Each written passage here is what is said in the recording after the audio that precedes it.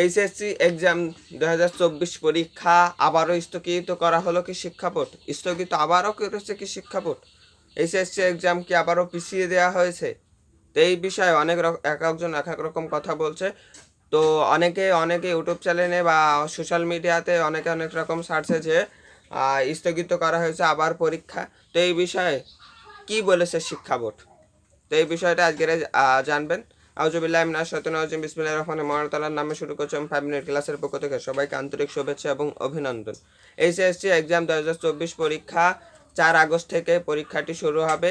কোনোভাবেই পরীক্ষা পিছবে না শিক্ষা বোর্ড।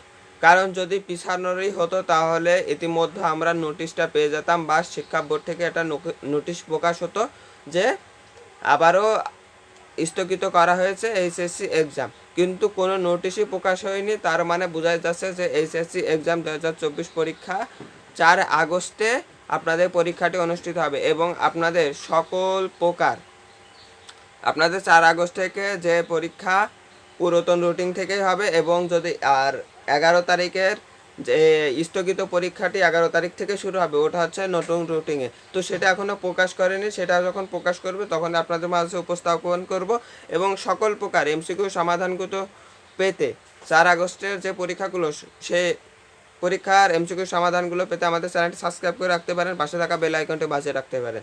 তো আজকে ভিডিওটি এই পর্যন্ত শেষ করছি। আমাদের চ্যানেলে নতুন হয়ে থাকলে চ্যানেলটি সাবস্ক্রাইব করে রাখুন। ধন্যবাদ সবাইকে।